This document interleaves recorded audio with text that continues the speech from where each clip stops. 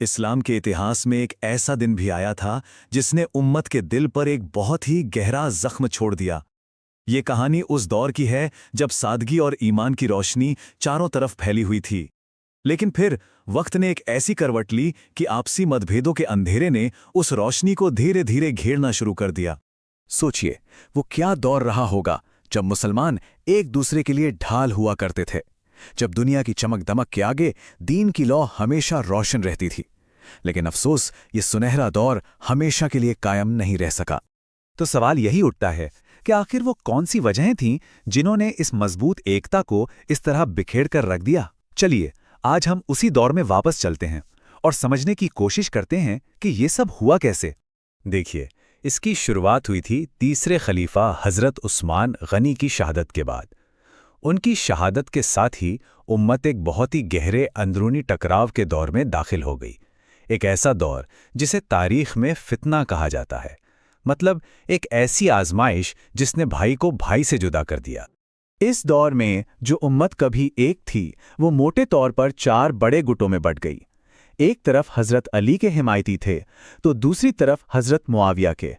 एक तीसरा गुट खारिजियों का उभरा, जिनका नज़रिया सबसे अलग था, और चौथा गुट उन लोगों का था जो किसी भी तरफ नहीं जाना चाहते थे। इस तरह एकता की दीवार में दरारें पड़ने लगीं। यहाँ एक बात और गौर करने वाली है, वो ये कि दोनों रहनुमाओं को जो हिमायत मिली उसकी नौयत बिल्कुल अलग थी। जहाँ हज़रत मुआविया के हामी पूरी तरह उनके वफादार थे, वहीं दूसरी तरफ हज़रत अली को अक्सर अपने ही साथियों की नाफरमानी और आपसी इख्तिलाफात का सामना करना पड़ता था, और ये उनके लिए एक बहुत बड़ी चुनौती थी। और इसी उथल पुथल के बीच खारिजी गुट ने एक बहुत ही कट्टर नज़रिया अपना लिया। उनका मानना था कि ये सभी लीडर रास्ते से भटक गए हैं और अमन कायम करने का बस एक ही रास्ता है कि इन सबको रास्ते से हटा दिया जाए। और इसी खतरनाक सोच ने एक खौफनाक साजिश को जन्म दिया। तो हुआ ये कि शाबान 40 हिजरी में 3 खारजियों ने मक्का में एक बहुत ही खौफनाक मंसूबा तैयार किया।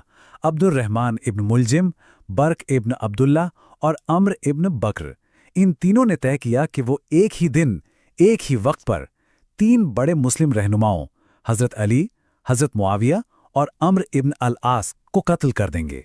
और इस हमले के लिए उन्होंने चुना रमज़ान के मुक़द्दस महीने की 17वीं सुबह को, एक ऐसी सुबह जिसकी किस्मत में तारीख का रुख बदलना लिखा हुआ था। उस सुबह 3 अलग अलग शहरों में 3 हमलावर अपने अपने निशाने पर हमला करने के लिए तैयार बैठे थे। दमिश्क में, बसरा में और कूफा में। सब कुछ उनकी साजिश के मुताबिक आगे बढ़ रहा था। दमिश्क में बर्क का वार